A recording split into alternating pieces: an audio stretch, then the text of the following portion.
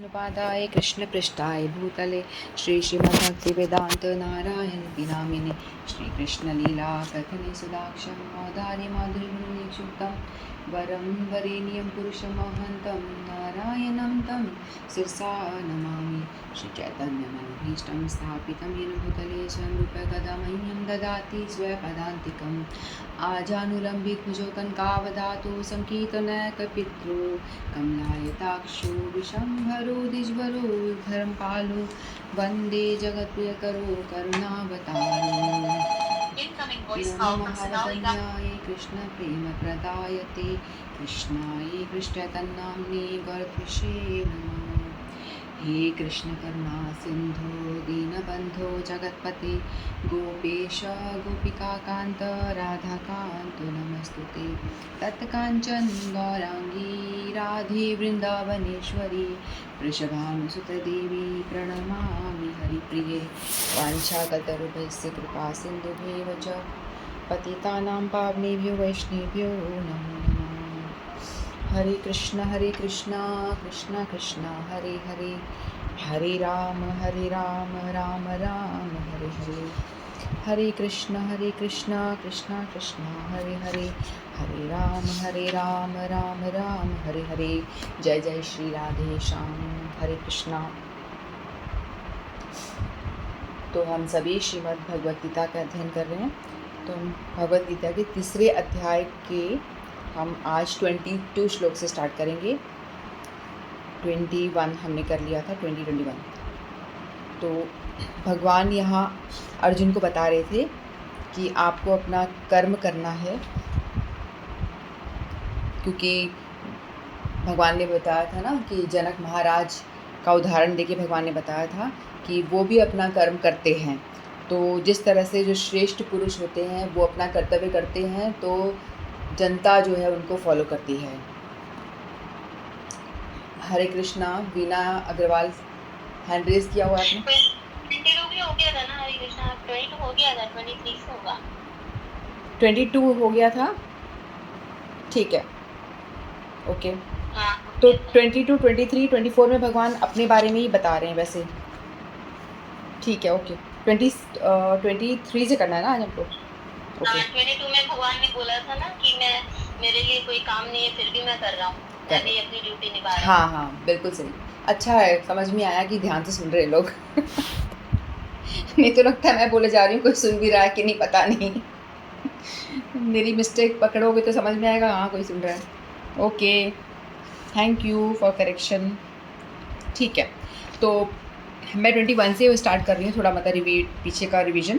कि भगवान ने पहले बताया था, जनक महाराज जैसे उदाहरण दिया था कि वो अपने श्रेष्ठ पुरुष अपना कर्तव्य का पालन कर रहे हैं। पांडु लोगों 5 ने किया था और युधिष्ठिर महाराज कर रहे हैं। और जिन ने भी जो श्रेष्ठ पुरुष होते हैं उनका हमको देख के समझना चाहिए। अम्बरीश महाराज हैं, प्रहलाद महाराज हैं, तो उनके आचरण को देख करके जो सामान्य जनता है वो उनको फॉलो करते हैं। तो आप अर्जुन, आप एक क्षत्रिय हो तो जनक महाराज का उदाहरण आप पे बिल्कुल फिट बैठता है। तो उस तरह से आपको भी अपना कर्तव्य कर्म करना चाहिए। आप कर्तव्य को छोड़ करके जंगल जाने की बात मत करो, अपना काम करो, इस तरह से भगवान बताते हैं। फिर भगवान कृष्ण ने अपना बताया था कि देखो मैं भी इन सब को छोड़ो, तो मैं अपना बता रहा हूँ कि मैं भी अपने कर्तव्य का पालन करता हूँ। यदि मैं अपने कर्तव्य का पालन ना करूं तो भी बहुत गड़बड़ हो जाएगी। तो भगवान अब 23 हम श्लोक लेते हैं। यदि ह्याह्यं न कर्तेयं जातु कर्मण्य तंत्रितः मम वर्तमानो वर्तन्ते मनुष्यः पार्थः सर्वशः। तो श्री भगवान यहाँ बता रहे हैं, क्योंकि यदि मैं नियत कर्मों को सावधानी पूर्वक ना करूं तो हे पार्थ, यह निश्चित है कि सारे मनुष्य मेरे पथ का ही अनुगमन करेंगे। तो हमेशा लोग क्या होता है, श्रेष्ठ पुरुष को का ही आचरण करते हैं। तो भगवान कह रहे हैं कि मैं तो सबसे बड़ा हूँ, मैं सभी मतलब पूरे ब्रह्मांड का बनाने वाला हूँ, तो भी मैं अपना कार्य करता हूँ। आध्यात्मिक जीवन की उन्नति के लिए एवं सामाजिक शांति में संतुलन बनाए रखने के लिए कुछ परंपरागत कुलाचार हैं जो प्रत्येक सभ्य व्यक्ति के लिए होते हैं। ऐसे विधि विधान केवल बुद्धिजीवों के लिए हैं भगवान कृष्ण के लिए नहीं, लेकिन क्योंकि वे धर्म की स्थापना के लिए अवतरित हुए थे, अतः उन्होंने निर्दिष्ट नियमों का पालन किया, अन्यथा सामान्य व्यक्ति भी उन्हीं के पद चिन्हों का अनुसरण करते, क्योंकि कृष्ण परम प्रमाण है। श्रीमद् भगवद गीता से यह ज्ञान होता है कि श्री कृष्ण अपने घर में तथा बाहर गृहस्थोचित धर्म का आचरण करते रहे हैं। तो भगवान यहाँ बता रहे हैं कि वो जिन्होंने सारे शास्त्रों का निर्माण जिन्होंने किया, बनाया है, जिनके श्वास से वेद निकले हैं, जिन्होंने बोल के गीता जी को स्थापित किया है, तो जिनको पता है क्या करना है क्या नहीं करना है, तो यदि वो जो श्रेष्ठ पुरुष हैं ऑलरेडी मुक्त होते हैं, भगवान तो भगवान है, वो तो मुक्ति क्या बात है, उन्हीं का सब कुछ किया धरा है, उन्होंने सब कुछ बनाया, लेकिन तो भी वो कह रहे हैं कि मैं श्रेष्ठ हूँ, यदि मैं आचरण नहीं करूँगा तो लोग मुझे ही फॉलो करेंगे, तो मुझे भी फॉलो करना चाहिए। तो भगवान बता रहे हैं कि जब वो उन्होंने शादी की, वो गृहस्थ धर्म का पालन उन्होंने किया, तो उन्होंने बताया कि किस तरह से जैसे एक बार नारद मुनि आते हैं भगवान के द्वारका में आते हैं, जब उनको पता होता है कि वो लीला यहाँ कर रहे हैं, भगवान धरती पे अवतार लिए हैं और लीला कर रहे हैं, तो नारद मुनि हमेशा बार बार आते रहते थे भगवान के दर्शन करने को। तो भगवान भी क्या कहते हैं कि उनको पूरा सम्मान देते हैं और उनको पूरा सम्मान देकर के उनको उचित स्थान पर बिठाते हैं और खुद जो है नीचे बैठते हैं, क्योंकि वो बताना चाह रहे हैं कि मैं किस तरह से ब्राह्मणों की रिस्पेक्ट करता हूँ, उस तरह से हमें भी करना चाहिए। तो भगवान ने भी यहाँ पर आए थे, हालांकि भगवान सबसे बड़े गुरु हैं, है ना। गुरु कहते हैं ना कि भगवान से ही सभी ग्रंथ वगैरह सारे शास्त्रों का ज्ञान आ रहा है। फिर भगवान ने सूर्यदेव को दिया, वो आगे चैप्टर में आएगा, सूर्यदेव ने अपने बेटे को दिया, फिर उनको दिया, फिर ये 4th अध्याय में है, लेकिन बाद में ये लुप्त हो जाता है। काफ़ी सालों, बहुत सालों पहले ये दिया था भगवान ने, लेकिन वो लुप्त हो गया। तो फिर भगवान ने फिर भगवद गीता दोबारा से अर्जुन को बताई थी, उससे भी बहुत करोड़ों साल पहले भगवान ने सूर्यदेव को दिया था ये ज्ञान। तो भगवान जगत गुरु हैं, वंदे हम जगत गुरु, भगवान को श्री कृष्ण को ही कहते हैं ना, तो उन्हीं से सब कुछ आ रहा है। लेकिन फिर भी वो जब वो धरती पे अवतार लेते हैं तो एक सामान्य जीव की तरह, एक सामान्य राजा की तरह वो पूरे अपने धर्म का पालन करते हैं। वो अपनी रानियों के साथ में भी पूरा मतलब न्याय करते हैं। तो नारद मुनि को ऐसा लग रहा था कि भगवान कैसे, कौन सी रानी से भगवान सबसे अधिक प्रेम करते हैं, वो देखना चाह रहे थे। तो वो कहते हैं कि वो आते हैं और चुपके से बोलते हैं कि सब रानियों के महल में 16,108 रानियाँ थी, तो उन्होंने 16,108 महल बनवाए थे। हर एक रानी का अलग अलग इक्वल महल, बराबर एक जैसा महल सबका बना था। और भगवान बहुत सारे पालन करते थे। फिर भगवान नारद मुनि घूमते घूमते जाते हैं, एक रानी के कक्ष में देखते हैं, अच्छा सत्यभामा है का कक्ष है ये, तो मतलब भगवान सत्यभामा के पास में है, सबसे पहले इनके पास में आए हैं, तो इनसे सबसे अधिक प्रेम करते हैं। फिर थोड़ी दूर आगे जा कर के देखते हैं रुक्मणी का महल आता है, तो वहाँ देखते अरे भगवान तो रुक्मणी के महल में भी उनसे साथ वार्ता कर रहे हैं, खेल रहे हैं, चौसर खेल रहे हैं, तो मतलब भगवान इनसे सबसे अधिक प्रेम करते हैं। फिर भगवान आगे जाके दूसरी रानी के महल में जाते हैं, तो ऐसे करके वो देखते हैं कि सभी रानियों के महल में भगवान, सभी एक साथ एक ही टाइम पे सभी रानियों के महल में भगवान को वो पाते हैं। तो नारद मुनि का सर चकराता है कि ऐसा कैसे हुआ। तो मैं तो ये जानना चाह रहा था कि कौन सी रानी से अधिक प्रेम करते हैं भगवान। बहुत सुंदर दर्शन हो रहे हैं भगवान जी के, जय हो, बहुत ही सुंदर दर्शन। तो भगवान यही जानने के प्रयास कर रहे थे कि कौन सी रानी से अधिक प्रेम करते थे, लेकिन उन्होंने ये पाया कि एक ही समय पे भगवान हर एक रानी के कक्ष में, हर एक रानी के महल में भगवान थे। कभी किसी के बच्चों को खिला रहे हैं, बच्चों के साथ लीला कर रहे हैं, कभी रानी के साथ में भोजन कर रहे हैं, कहीं पे वो उनके साथ में चौसर पासा खेल रहे हैं, मतलब कुछ ना कुछ एक्टिविटी करते हुए नज़र आए, लेकिन हर एक रानी के साथ में वो विराजमान थे। तो भगवान को ऐसे, नारद मुनि को समझ में आ रही, तो भगवान सचमुच के भगवान, पहले उनको थोड़ा डाउट था, तो उनको समझ में आया कि तो भगवान हैं और ये एक साथ में हर जगह प्रकट हो सकते हैं। ऐसा नहीं है कि हमने वन में से निकाला तो वन का हाफ हो जाता है, ऐसा नहीं है। जब भगवान अवतारी हैं, उनमें से जब अवतार प्रकट होते हैं तो भगवान भी पूर्ण स्वरूप में विराजमान होते हैं वहाँ पे भी, और जो अवतारी होते हैं वो भी अपने पूर्ण स्वरूप में होते हैं। जैसे राम है, कृष्ण है, राम भी पूरा 100% है, कृष्ण भी 100% है, नरसिंह देव जो अवतार लेते हैं वो भी 100%, सभी 100% होते हैं। तो ऐसा नहीं है कि उनमें से कुछ कम हो जाता है यदि बन जाते। तो भगवान इसी तरह से एक टाइम पे सभी रानी के कक्ष में थे। जब भगवान ने रासलीला करी तो भी भगवान एक टाइम पे हर एक गोपी के साथ, राधा रानी के साथ में भी थे और हर एक गोपी के साथ में भी वो विराजमान थे। तो भगवान इस तरह से बता रहे हैं। और उन्होंने जब धरती पे अवतार लेते हैं तो वो गुरु भी धारण करते हैं, बताते हैं कि किस तरह से हमको गुरु बनाना चाहिए। लोग शिक्षा देने के लिए भगवान गुरु धारण करते हैं, गुरु भी बनाते हैं। जो भगवान कृष्ण के गुरु थे सांदीपनि मुनि, तो राम जी अवतार लेते हैं, भगवान कृष्ण ही जब राम रूप में आते हैं तो भी वो वशिष्ठ मुनि के को अपना गुरु बनाते हैं। जब चैतन्य महाप्रभु के रूप में भगवान जन्म लेते हैं, इस धरती पे अवतार लेते हैं, तब वो ईश्वरपुरी श्रीपाद ईश्वरपुरी को अपना गुरु रूप में धारण करते हैं, ताकि लोगों को बताएं कि मैं गुरु जगत का सर्वश्रेष्ठ गुरु हूँ, सर्वप्रथम गुरु हूँ। लेकिन मैं भी जब धरती पे आता हूँ तो गुरु बनाता हूँ, तो हम सबको भी गुरु धारण करने चाहिए। तो भगवान अपने आचरण से सिखाते हैं कि किस तरह से हमको जीना चाहिए, किस तरह से हमको रहना चाहिए। तो गृहस्थ धर्म में का पालन ठीक से करते हैं और अपना क्षत्रिय धर्म का पालन भी वो ठीक से करते हैं। तो हम एक और श्लोक लेते 24। उत्सयुदेयूरि मे को रिमे लोकाना कार्यां कर्म चेदहं शंकरस्य न कर्तास्याम् उपसंहामि मा प्रजाः। तो भगवान यहाँ बता रहे हैं, यदि मैं नियत कर्म ना करूं तो ये सारे लोग नष्ट हो जाएं, तब मैं अवांछित जन समुदाय वर्ण संकर को उत्पन्न करने का कारण हो जाऊंगा और इस तरह संपूर्ण प्राणियों की शांति का विनाशक बनूंगा। तो भगवान बता रहे हैं कि यहाँ पे यदि मैं अपना कर्तव्य कर्म का पालन ठीक से नहीं करूं तो सारे जो लोग हैं मुझे ही फॉलो करेंगे। हमेशा जो लोग होते हैं श्रेष्ठ पुरुष को ही फॉलो करते हैं ना। जैसे हम सामान्य जन को देखते हैं कि अपने आदर्श वो किसी हीरो हीरोइन को बना लेते हैं, जैसे वो अपने कपड़े पहन रहे हैं, जैसे हेयर स्टाइल कर रहे हैं, तो लोग बाग सामान्य जनता जो होती है उनको आदर्श मान के वही चीज़ करना शुरू कर देती है भेड़ चाल की तरह। तो हम लोगों को अपना आदर्श जो है बहुत सोच समझ के बनाना चाहिए। कौन आदर्श है उस हिसाब से हमको अपना आदर्श बनाना चाहिए कि सोच समझ के कि किसको हमें फॉलो करना चाहिए। तो भगवान कह रहे हैं कि मेरे को फॉलो कर, यदि मैं अपने कर्तव्य का पालन नहीं करूँगा, मुझे तो करने की कोई ज़रूरत है ही नहीं, मैं तो भगवान हूँ, लेकिन तो भी मैं अपने कर्तव्यों का पालन करता हूँ। जो भी मेरा धर्म है उसको मैं निभाता हूँ, ताकि लोग जो है मुझसे सीखें और उस तरह से आचरण करें। तो यहाँ भगवान बता रहे, वर्ण संकर अवांछित जन समुदाय है जो सामान्य समाज की शांति को भंग करता है।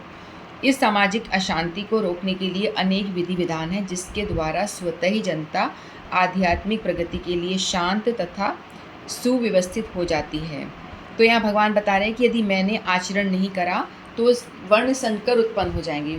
एक हमने पढ़ा था ना, जो प्रथम अध्याय में शायद 40-41 श्लोक में भगवान 41 श्लोक में अर्जुन भगवान को कह रहे थे, यदि मैं युद्ध करूँगा, याद है आपको, यदि मैं युद्ध करूँगा तो बहुत जो भी घर के जितने बड़े बूढ़े हैं सब मारे जाएंगे।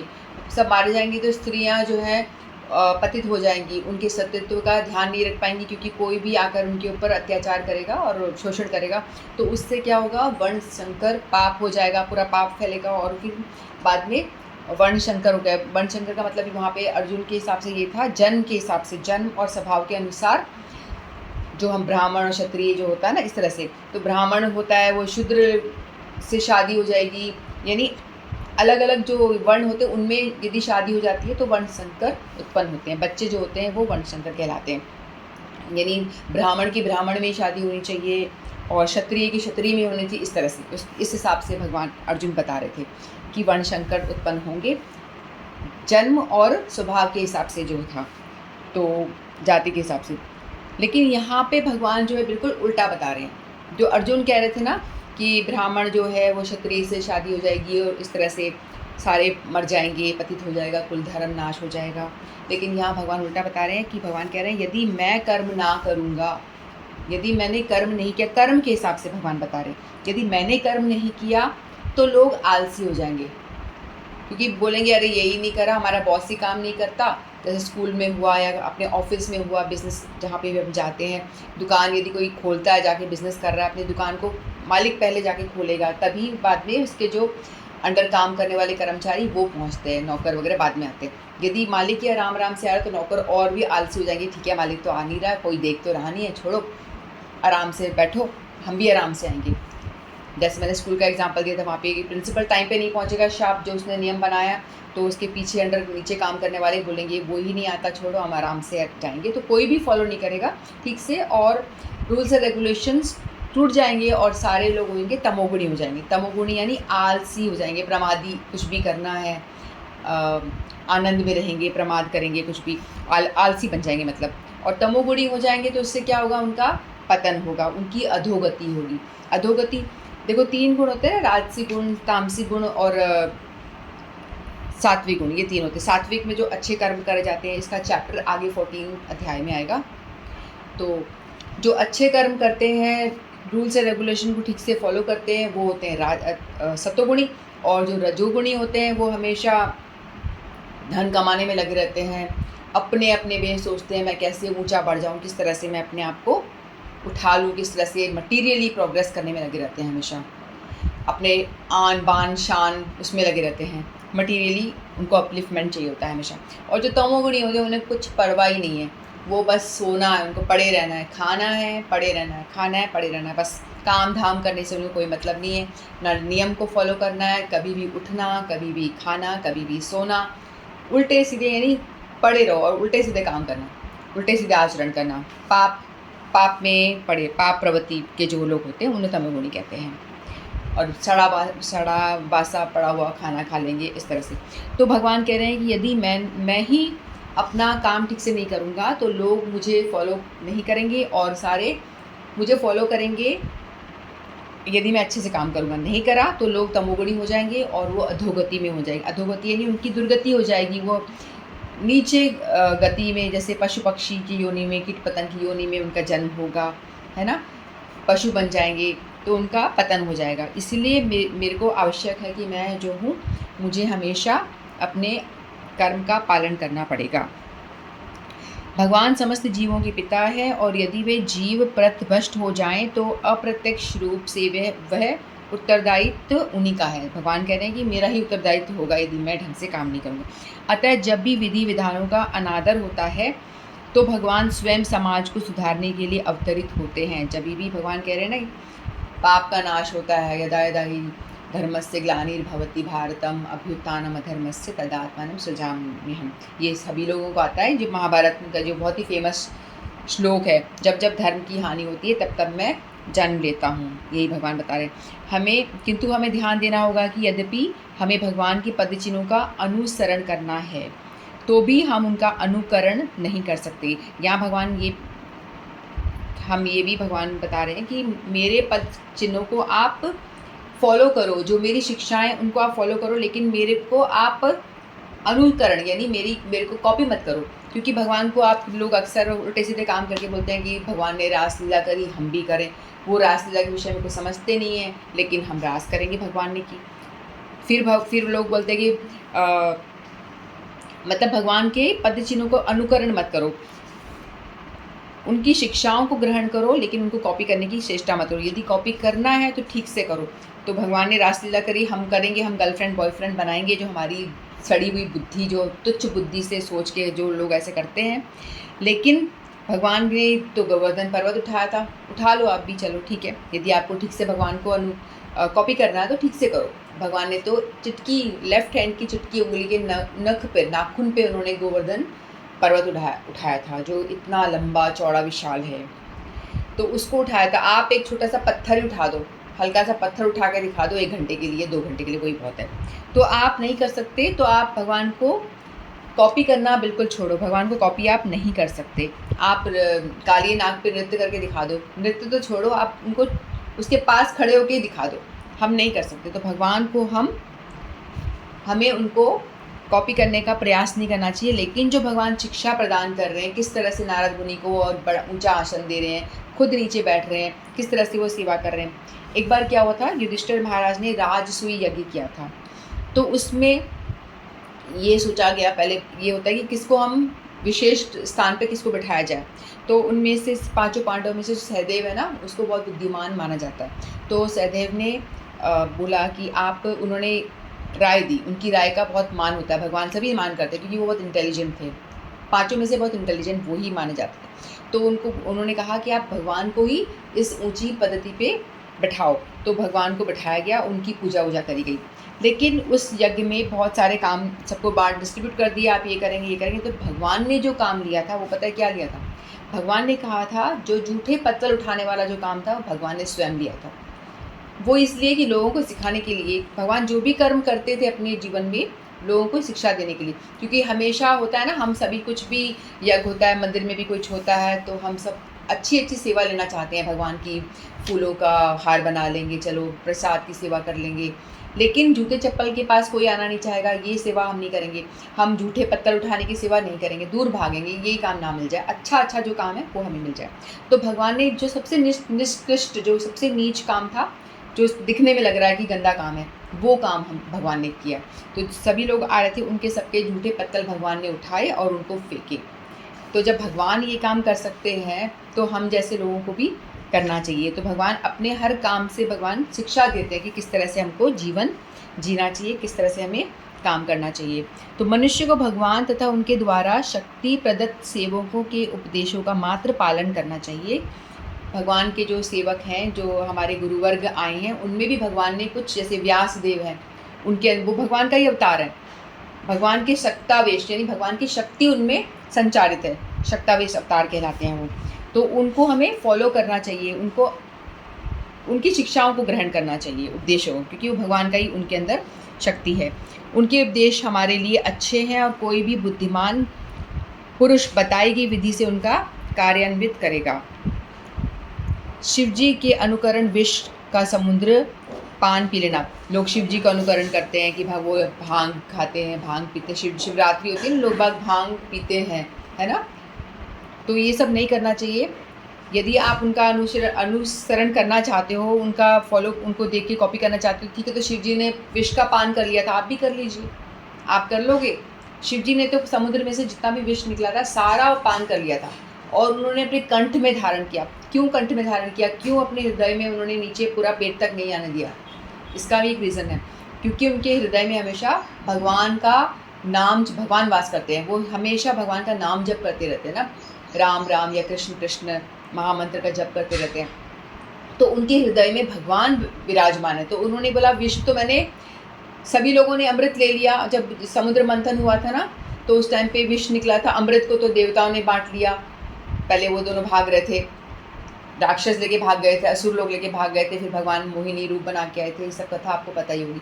मोहिनी रूप बना करके भगवान आते हैं, फिर भगवान धोखे से अमृत लेकर के देवताओं में बांट देते हैं, लेकिन विष लेने को कोई तैयार नहीं होता। तो भगवान शंभू, जो कोई नहीं लेता, भगवान शिव आते हैं कि मैं उस चीज़ को मैं लेता हूँ। तो भगवान ने सारा विष पी लिया था और पी करके अपने कंठ में ही रखा, यहाँ तक कि अपने हृदय में भी नहीं आने दिया, नीचे तक उतारा नहीं कि वहाँ मेरे भगवान को कष्ट हो जाएगा, मेरे भगवान वहाँ पे विराजमान है, इस तरह से। तो उनको कंठ, इसलिए नीलकंठ भगवान का नाम हो गया था, कंठ पूरा उनका नीला हो गया था। तो हम शिव जी के, हम धतूरा खाते हैं, गांजा वगैरह पीते हैं कि भगवान ने विष पी लिया तो हम भी उल्टे सीधे पी लें। तो ऐसा बिल्कुल भी नहीं है। शिव बहुत ही बड़े वैष्णव है, सबसे बड़े वैष्णव शिव कहलाते हैं। वैष्णव यानी जो भगवान के सबसे बड़े भक्त, भगवान के सबसे बड़े भक्त हैं, तो उनको वैष्णव कहते हैं। सबसे बड़े भगवान शिव हैं। हमें उनके हिसाब से जीना चाहिए, वो जिस चीज़ को फॉलो करते हैं वैसे ही फॉलो करना चाहिए। विष उन्होंने इसलिए पिया था क्योंकि कोई विष ले नहीं रहा था, इसलिए। तो शिव जी के सागर तक के विष तक का पान कर लिया, किंतु यदि कोई सामान्य व्यक्ति विष की एक बूंद पीने का यत्न करेगा तो वह मर जाएगा। शिव जी के अनेक शल भक्त हैं जो गांजा तथा ऐसी ही अन्य मादक वस्तुओं का सेवन करते हैं, किंतु ये वह भूल जाते हैं कि किस प्रकार शिव जी का अनुकरण करके वे अपनी मृत्यु के निकट बुला सकते हैं, मृत्यु को निकट बुला सकते हैं। इसी प्रकार भगवान कृष्ण के भी अनेक छल भक्त हैं जो भगवान की रास लीला या प्रेम नृत्य का अनुकरण करना चाहते हैं, किंतु वे भूल जाते हैं कि वे गोवर्धन पर्वत को धारण नहीं कर सकते। अतः सबसे अच्छा होगा कि लोग शक्तिमान का अनुकरण ना करके केवल उनके उपदेशों का पालन करें। उन्होंने क्या किया वो तुम मत देखो, तुम्हारी वो कैपेसिटी के बाहर की बातें हैं। तुम सिर्फ जो वो शिक्षा दे रहे हैं, उन उपदेश दे रहे हैं, उनको ही सिर्फ आप फॉलो करो और बाकी बातों को इग्नोर करो, क्योंकि आपकी बुद्धि इस लायक नहीं है उनको समझ सके। न ही बिना योग्यता के किसी का उनका स्थान ग्रहण करने का प्रयत्न करना चाहिए। ऐसे अनेक ईश्वर के अवतार हैं जिनमें भगवान की शक्ति नहीं नहीं होती। तो भगवान ने इस तरह से अपने जीवन से बहुत बहुत शिक्षाएं हमको प्रदान की है। तो भगवान जब राम रूप में अवतरित होते हैं इस धरती पर, तो अपना राजधर्म का पालन करके पूरी तरह से दिखाते हैं।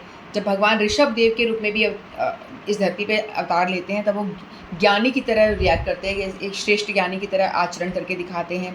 जब द्वारका में भगवान कृष्ण अवतार लेते हैं, तो गृहस्थ धर्म का पूरा पालन करके बताते हैं, क्षत्रिय का पालन करके बताते, क्षत्रिय धर्म का पालन करके बताते हैं। जब भगवान दत्तात्रेय के रूप में इस धरती पे आते हैं, तो अपने संन्यास धर्म का वो पालन करके अच्छे से दिखाते हैं, लोगों को आदर्श प्रस्तुत करते हैं। जब व्यास देव के रूप में भगवान यहाँ पे इस धरती पे आते हैं, व्यास देव शिव भगवान का ही अवतार है, तो वो अपने पुराणों की रचना करते हैं, वेद पुराणों की रचना करके अपना धर्म का कर्तव्य कर्म का वो पालन करते हैं। गृहस्थ ब्राह्मण के रूप में अपना धर्म निभाते हैं। जब चैतन्य महाप्रभु के रूप में इस धरती पे आते हैं, तब भी वो भगवान गृहस्थ धर्म का पालन करके दिखाते हैं।